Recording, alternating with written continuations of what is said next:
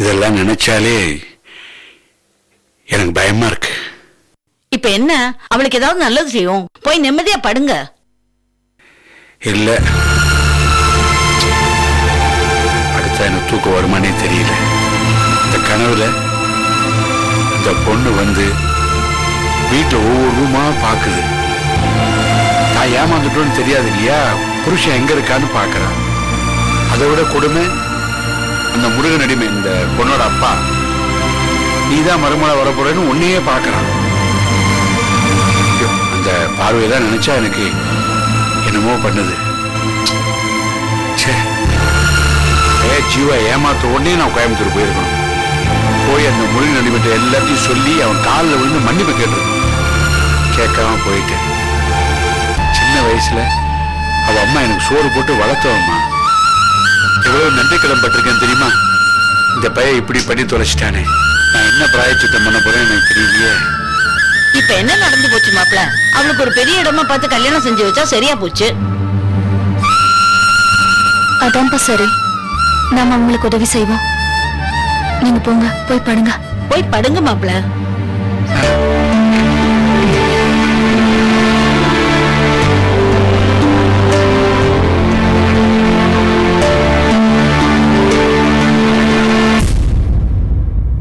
அகிலா, யாருது இந்த லேப்டாப்? நல்லா இருக்கே. ரம்யா, அது ஸ்டேஜ் போயிருக்கால, என்கிட்ட கொடுத்துட்டு போயிருக்கா. அகிலா, காலையில நம்ம பேங்க் அக்கௌண்ட பார்த்தேன். அப்புறம் தான் யோசிச்சேன், எதுக்குடா நமக்கு இந்த அளவுக்கு சம்பளம்னு. என்ன கேள்வி இது? சம்பளம் எதுக்கு? தேவைக்கு தானே. இல்ல, தேவையில்லாத போது எதுக்கு இந்த அளவுக்கு சம்பளம்? நீங்க உங்களை என்னையும் மட்டும்தான் பாக்குறீங்க. உங்க குடும்பத்தையும் என் குடும்பத்தையும் சேர்த்து பாத்தீங்கன்னா உங்களுக்கு புரியும். என் குடும்பத்துல இருந்து அட்லீஸ்ட் கவிதாவாவது வந்துட்டு போறா. உன் குடும்பத்துல இருந்து யாருமே வரதில்லை. தாம் பார்க்காத சம்பந்திக்கு துரோகம் பண்ணிட்டு வெளியே வந்துட்டோம்ல, அதான் எங்க அப்பாவுக்கு ரோஷம். பெருசா காசு சம்பாதிக்காத போதே அவருக்கு இவ்வளவு ரோஷம். கொஞ்சம் காசு சம்பாதிச்சாருன்னா அவர் எப்படி ஆடுவாரு? விளையாட்டு கூட இந்த மாதிரி உங்க அப்பா பத்தி பேச அழப்போங்க. உனக்கு எப்படி எங்க வீட்டு மேல அக்கறை இருக்கோ அதே மாதிரி எனக்கு உங்க வீட்டு மேல அக்கறை இருக்கு. புரியுதா? பேசுற பேச்ச பாரு. ஏன் பேசுற இப்படி? ஏய், நான் பாட்டுக்கு பேசிக்கிட்டே இருக்க, நீ பாட்டுக்கு லேப்டாப் தட்டிட்டே இருக்கியா? MNCல ப்ராஜெக்ட் மேனேஜர் குவாலிஃபிகேஷன் கேக்குறாங்க. அதுக்கு தான் மெயில் பண்ணிட்டு இருக்கேன். இந்நேரம் அந்த போஸ்டிங்க்கு யாரையாவது அப்பாயிண்ட் பண்ணிருப்பாங்க. நீ எதுக்கு டைம் வேஸ்ட் பண்ற? ஏங்க எப்பவுமே நெகட்டிவா பேசுறீங்க? ட்ரை பண்ணி தான் பாப்போமே. அந்த வேலை கிடைச்சதுன்னா நமக்கு கம்பெனி கெஸ்ட் ஹவுஸ், காரு, ஆஹா, லைஃப் ஸ்டைலே மாறிடும்ல. எப்படி ரெக்க இல்லாமலே பறக்க ஆரம்பிச்சிட்டீங்க? நான் பறக்கல, கான்ஃபிடன்ஸ்.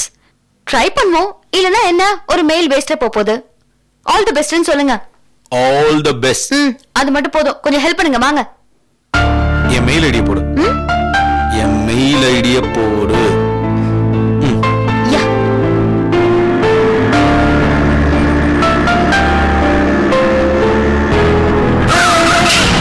ஐயோ,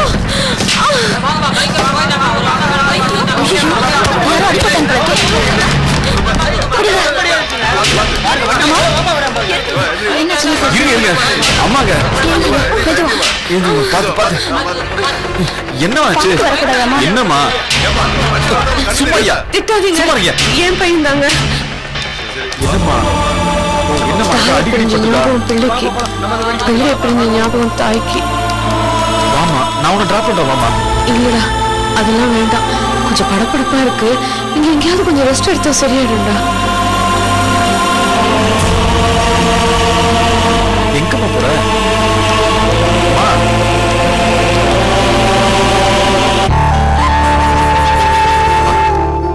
வாமா, பக்கத்துல ஏதாவது ஹோட்டலுக்கு போய் காபி சாப்பிட்டு போலாம். இல்ல ஜீவா, அதெல்லாம் வேண்டாம். உன்கிட்ட மனம் விட்டு பேசி ரொம்ப நாளாச்சுடா.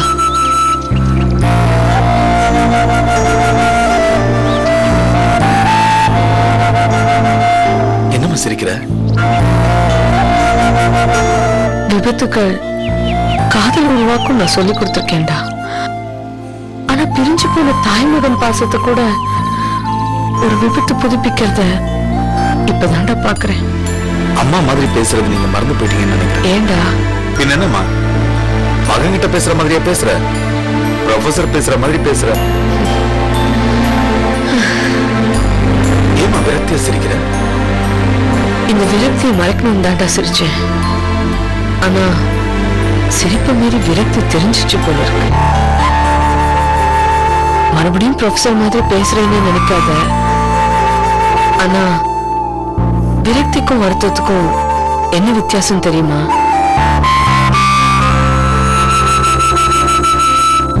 வருத்தங்கிறது காயம், விரக்திங்கிறது கேன்சர் தான்.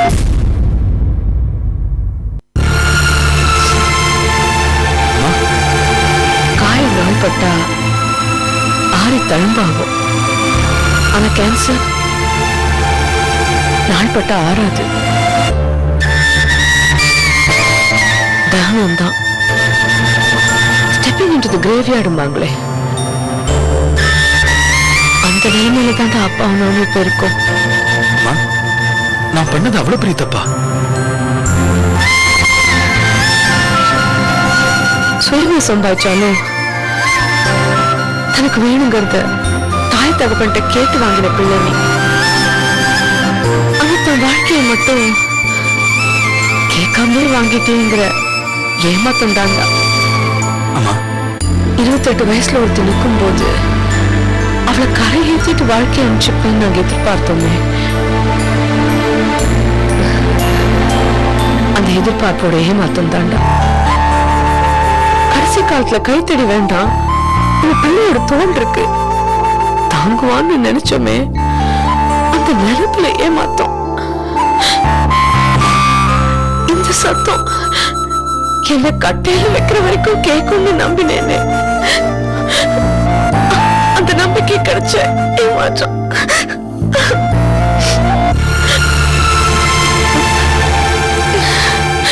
ரோட்ல வந்து பேசிக்கிட்டு இருக்கோம். காதலிச்சு கல்யாணம் பண்றது அவ்வளவு பெரிய தப்பா? வீட்டுக்கு வீடு நடக்கிற விஷயம் தானம்மா. இதுக்கு போய் நீயும் அப்பாவும் இவ்வளவு எமோஷனல் ஆகுது பாரு. சும்மா எமோஷனல் சிம்பிள் வார்த்தையை சொல்லி எங்க ஃபீலிங்ஸ் அத்தனையும் டிஸ்மிஸ் பண்ணாத. நீ பண்ணிருக்கிற காரியம் சுத்த பிரீச் ஆஃப் ட்ரஸ்ட். கண்ணை துடிச்சுக்குமா.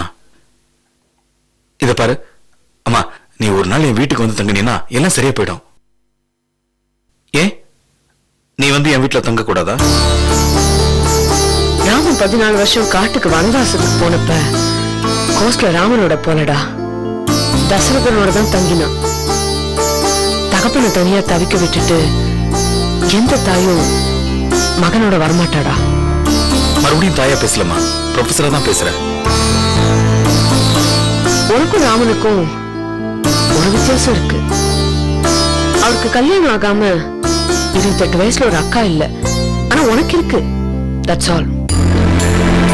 ப்ரொஃபஸரா பேசினாலும் உண்மையை தானே பேசுறேன். நீ வரணுமா? எங்க வீட்டுக்கு வரணும். அகிலா கையால ஒரு வாய் பாலாவது சாப்பிடணும்.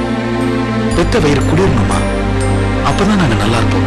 எங்களுக்கு பால் ஊத்துற உரிமை உனக்கு தானடா. நீ கூப்பிட்டா நான் வரமாட்டேனா? ஆனா என்ன மட்டும் கூப்பிட்டா தப்புடா. அப்பாவையும் கூப்பிடு, சேர்ந்து வரும். அப்பா வரமாட்டாருமா. அவரு கோவம் அவ்வளவு சீக்கிரம் தனியாது. அப்ப உனக்கு எல்லாம் தெரியுதுல்ல, அப்படி எனக்கு அப்பா கூப்பிடுற? அப்படி பேசாதம்மா. நான் எனக்காக கூப்பிடலாமா, அகிலாவுக்காக தான் கூப்பிடுறேன். அவளும் உன்ன மாதிரி நல்லவதாமா. ஆனா நானும் அவ்வளவு ஒண்ணாக முடியாதுடா. சேலைய தாய் கட்டினா அதுக்கு பேர் தலைப்பு, அதே தாரம் கட்டினா அதுக்கு பேர் முந்தான. பெத்த பாசம் வேற, கட்டின பந்தம் வேறடா. என்னவோ ஆரம்பத்துல உன்னை பார்த்த உடனே உன்கிட்ட பேசணுங்கிற ஆசை எனக்கு இருந்துதுடா. ஆனா இப்போ அப்பா மாதிரி எனக்கு உன் மேல கோவம் இருக்குடா. அப்பாக்கள் தகத்தகன்னு எரியுது. எனக்கு நீர்பூத்த நெருப்பா உள்ளடங்கி இருக்குடா. அது இப்பதான் நான் உணர்றேன். நான் வரேன்டா. விடுடா, என்ன தனியா நடந்து போக விடு. உடம்புல சுகர் குறையும், மனசுல கசப்பு மறையும். மறையணும்.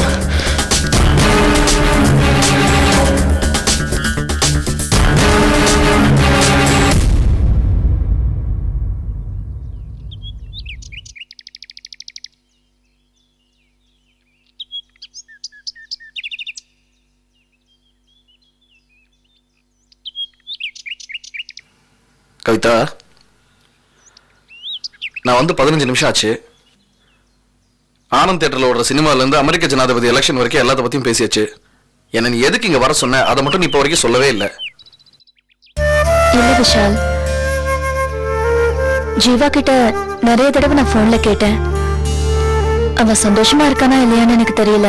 ஆனா அவன் சந்தோஷமா தான் இருக்கேன்னு என்கிட்ட சொல்றான். ஆனா அவன் சந்தோஷமா இல்லையோன்னு எனக்கு தோணுது. அவனோட உண்மையான மனசு உனக்கு மட்டும்தான் தெரியும். அதனாலதான் உன்னை கூப்பிட்டேன். என்ன கவிதா இது? எதுக்கு உனக்கு இந்த சந்தேகம்? ஜீவா ரொம்ப சந்தோஷமா சௌக்கியமா இருக்கான், போதுமா? இல்ல விஷால், என் மனசுக்குள்ள என்னமோ அவனும் அகிலாவும். எதுக்கு? என்ன பிரச்சனை ஆயிடுச்சு? ஃபர்ஸ்ட் ஆஃப் ஆல் ஒன்னு தெரிஞ்சுக்க கவிதா, நான் ஜீவாவோட ஃப்ரெண்டு. எனக்கும் ஜீவாக்கும் உள்ள ஃப்ரெண்ட்ஷிப் என்னங்கிறது உனக்கு நல்லா தெரியும். அது சும்மா சாதாரணமான ஃப்ரெண்ட்ஷிப் இல்ல. ஜீவாக்கு அப்புறம் தான் எல்லாமே. ஜீவாக்கா நான் உயிரை கூட கொடுப்பேன். ஜீவா தான் எனக்கு லைஃப்ல எல்லாமே. உனக்கு அது நல்லா தெரியும்ல. ஜீவாக்கு ஒரு பிரச்சனைனா அப்படி விட்டுருவேன் நானு. ஆஃப்டர் ஆல் ஜீவாக்காக தானே நான் இத்தனையும் இழந்து.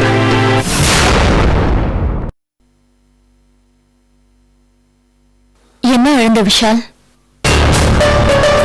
இல்ல, ஜீவாக்காக எதை வேணாலும் இழக்கலாம், இழக்க தயாராகவும் இருக்கேன்.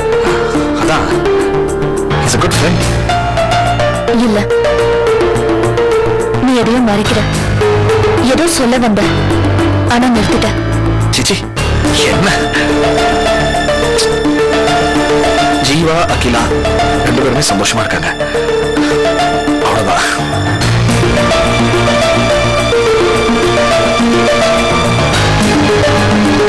சரி, அப்ப நீ சொல்ல மாட்ட. நான் ஜீவா கிட்டே கேட்டுக்கிறேன். ஜீவாவை கேட்டா என்ன சொல்ல போறான்? இதேதான் சொல்லுவான். அப்படியா? அப்ப நான் அகிலா கிட்ட கேட்டுக்கிறேன். ப்ளீஸ் கவிதா, விளையாட்டுக்கு கூட அகிலாட்ட போய் எதுவும் கேட்டுடாத. ப்ளீஸ். அப்ப என்ன நீயே சொல்லு. சொல்லு. கவிதா, நானும் அகிலாவை லவ் பண்ணேன்.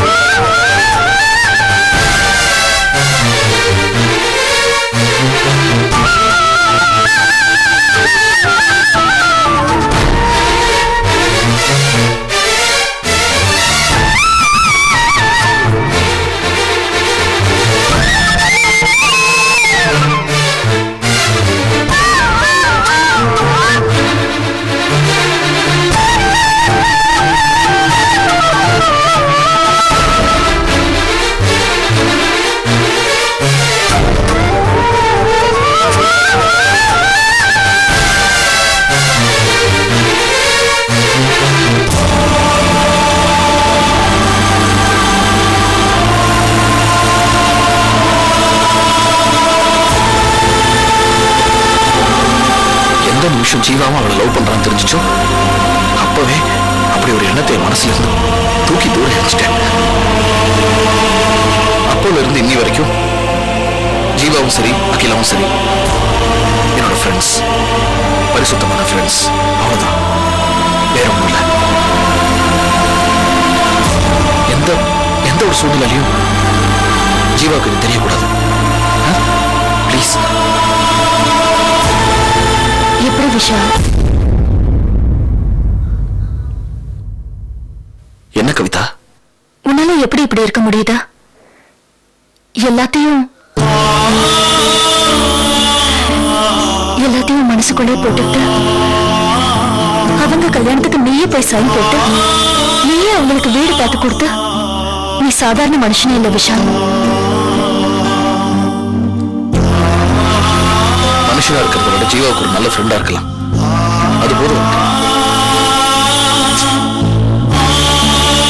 ஆனா விஷால், நீ கல்யாணம் பண்ணிக்கணும். சும்மா இருக்க கவிதா, ஜோக் இல்ல, சீரியஸா தான் சொல்றேன்.